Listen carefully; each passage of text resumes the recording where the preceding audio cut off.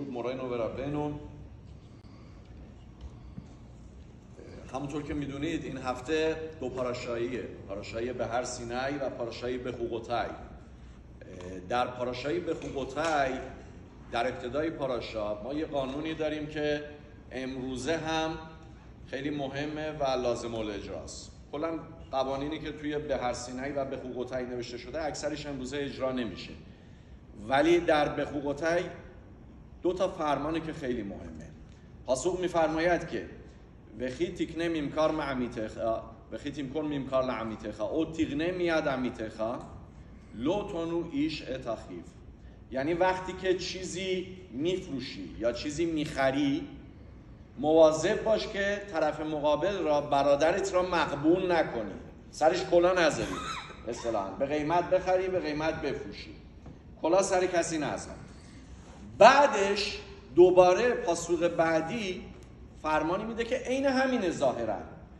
پاسوق میگه که لو تونو ایش اتعمیتو، یعنی فردی هم نوعش را اونعا نکنه. همون ظاهرا همونه. چه فرقی داره این دوتا؟ خاخامیم در تلمود مسخت بابا مسیحا توضیح میدن که اولی در مورد اونعت مامونه، یعنی وقتی که کسی دیگری را در مسائل مالی مقبول میکنه، اذیتش میکنه، کلا سرش میذاره. دومی در مورد اونعت دواریمه، یعنی وقتی که با صحبت شما بیایید کسی را مقبول کنید، سخنی بهش بگید، سخن سوخته اصطلاحاً، حرفی بهش بزنید که قلبش را به درد بیارید، ناراحتش بکنید. لاو توراس، فرمان نهی توراس، لو تونو ایش اتعمیتو و یارتم الوهخا، یعنی مواظب باش کسی هم دیگری را، هم نوعش را اونها نکنه و از هشم بترس، از خدای قادرت بترس. خب حالا کدومش اینا سخت داره به نظر شما؟ کسی که سر کسی دیگه ای کلا میذاره پولش را میخوره، یا کسی که مغبونش میکنه؟ در گمارا بابا مسیحا خاخامین میفرمایند که اون گدول اونعت دواریم یوتر اونعت مامون، یعنی اونعت دواریم، کسی که با صحبت کسی دیگه را ناراحت میکنه، سخت‌تر از اونعت مامون، از کسی که سر یکی دیگه کلا میذاره. چرا؟ به خاطر اینکه چند تا دلیل میگه در مورد اونعت دواریم، در مورد صحبت سخت گفته شده ویارتم الوهخا، از خدا بترس. در مورد پول نوشته نشده. یه چیز دیگه، زب گوفو زب مامونو، اونعت دواریم جسم آدم، گوف آدم زجر میکشه، اونعت مامون پوله. زینیتان لیشاون زینا نیتان لیشاون. اونعت مامون ها، شما اگر یه موقع یه مسئله هم داشتید مالی با کسی، اشتباه کردید یا سرش کلا گذاشتید، میتونید برگردونید. ولی اونعت دواریم قابل برگشت دادن نیست. شما وقتی یه حرف، یه کلام درشتی و یا سخنی به کسی گفته باشی، اینا دیگه حتی مخیلایی هم بری به طلبی، خیلی وقتا این قلبش جریحه دار شده، یه عمر این حرفه همراهشه. شما کتک فراموش میشه دردش، ولی یه موقع یه حرفی یکی 50 سال پیش به شما زده، هنوز دردش تو قلبتون هست. ممکنه حتی مخیلاش هم کردید، ولی هنوز درد در قلب آدم وجود داره. خیلی خیلی آدم باید مواظب باشه که کسی را اونعت دواریم نکنه. اونعت دواریم در این حال خاخامین میفهمن که خیلی خطرناک هم هست. ببینید اونعت دواریم، هر صحبتی که آدم ناراحت میشه، ما هممون یه خسرونوتی داریم. یکی میبینی فقیره، یکی میبینی بچه نداره، یکی میبینی که مشکل شالون بعید داره، یکی هر کسی یه مسئله داره، یکی خوشگل نیست، یکی بریزه، یکی قدش بلنده، یکی قدش کوتاست. هممون یه مسئله داریم. هیچ آدمی نیستش که شالم باشه، کامل باشه. اصلا همچین چیزی وجود نداره. یا نمونه اونها رو تو تورا میبینیم. وقتی که ابراهام آوینو با هاگار ازدواج میکنه، خب سارا خودش این پیشنهاد داده بوده و این وصلت رو جوش داده بوده، ولی هاگار بلافاصله باردار میشه.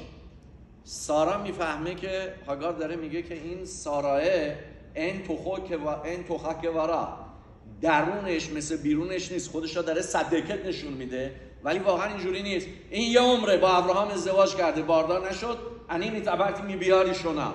من با اولین رابطم با ابراهام باردار شدم. این قلب سارا رو میسوزونه.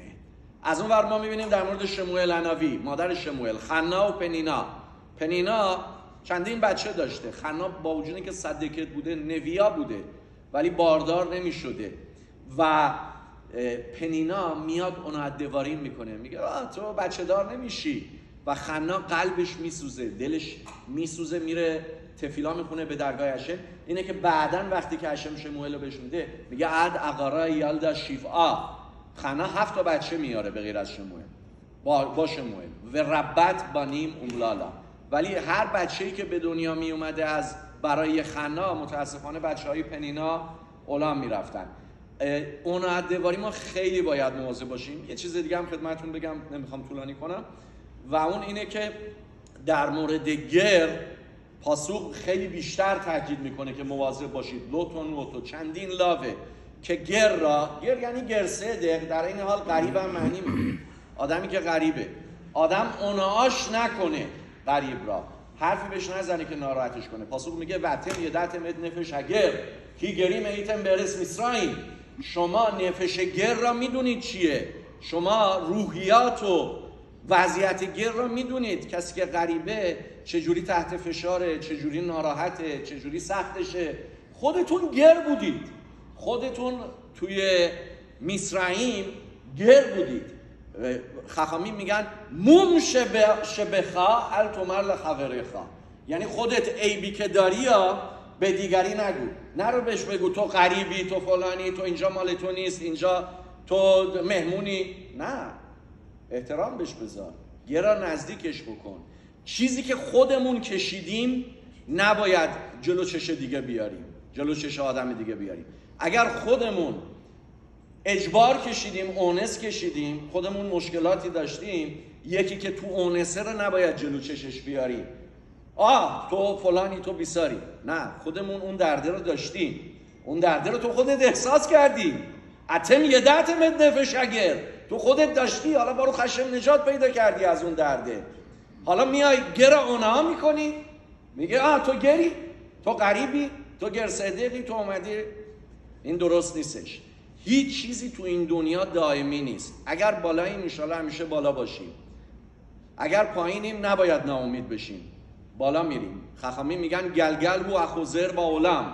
این مثل یه چرخیه که تو دنیا میگرده. کسی که الان پایینه فکر نکنه تا ابد پایینه، دیگران هم اینجوری فکر نکنن. کسی هم که الان بالاست فکر نکنه که تا ابد بالا میمونه. گلگل بود مثل یه چرخی که میگرده، این میگرده. خخامیم تو گمارای کتوبات میگن ربان یوحنان بن زکای بعد خرابی بیت عمیقداش دوم دختر نقدیمون بن گوریون را دید. نقدیمون بن گوریون یکی از 3 ثروتمند میلیاردر یروشلایم بوده که از همه ثروتمندتر بودن. یکی نقدیمون بن گوریون بوده، یکی بن سیسی تکاست بوده، یکی بن کلباسابوها. نقدیمون بن گوریون ثروتمندترین آدم ارس بوده قبل از خرابی بیت عمیقداش. ربان یوحنان بن زکای بعد خرابی داشته با تلمیدیمشون میرفتن، میبینن که دختر نقدیمون بن گوریون نشسته، ببخشید، بین پهنای مدفوع اسبای رومیا دنبال جوهایی میگرده که بعضی وقتا حیوان که غذا میخوره بعضی جوها خوب هضم نمیشه، این میمونه. دنبال این جوهایی میگرده که توی پهنا هستش. میاد پیشش میگه که تو کی هستی دخترم؟ تو دختر نقدیمون بن گوریونی؟ میگه بله ریبی. میگه با مامون بابات کجا رفت؟ دختره میگه که ریبی یادتونه وقتی شما کتوبای منو انجام دادید چجوری بود؟ میگه که ربان یوحنان بن زکایی رو میکنن به تلمیدیمشون، میگن که من یادمه این 1000 دینار ذهب، میلیون ها، 1000 یعنی میلیون ها دینار ذهب کتوباش بود، میلیون ها. میگه این کجا رفت؟ همش رفت. میگه ریبی توی یروشلایم یه مسئله میزدن، میگفتن ملخ مامون خاسر، نمک پول اینه که کمش کنیم. نمک وقتی شما به گوش بزنید گوش نمیگنده، میمونه. قدیم که یخچال نبوده نمک میزدن که گوشت باقی بمونه. نمک پول چیه؟ کسی که هشم بهش عشر داده، باروخ هشم ثروت داده، خاسر. یادت نره که صداقا بدی، یادت نره دست اون کسی که نیاز داره نیازمنده بگیری. اگر یادت رفت فکر نکن همیشه در دنیا روی یه لنگه میگرده. نه، گلگل و افوزر با علم. اینا نباید فراموش بکنیم. ناوی میگه علی تله خاخام به خخماتو، نه خاخام به عقلش افتخار بکنه، نه عشیر به عشرش به ثروتش، نه گیبور قدرتمند به گبوراش. همه اینا تو فارسی میگفتن به خوشگلیت نناز، به شبی بنده، به پولت نناز، به هیچ آدم ننازه. بعد چی باید فقط میتونه بنازه؟ که این یا دو از گلوتی، کسی که هشم رو بشناسه، کسی که ایرت شامعیم داشته باشه، کسی که نزدیک بشه به هشم. به ثروت، به قدرت، به خخما، به هیچ کدوم از اینا نمیشه اعتماد کرد، نمیشه مطمئن بود و نمیشه بهش نازید، نمیشه بهش افتخار کرد. اگر نزدیک شدیم به هشم، اون وقته که میتونیم افتخار بکنیم. تدا ربا.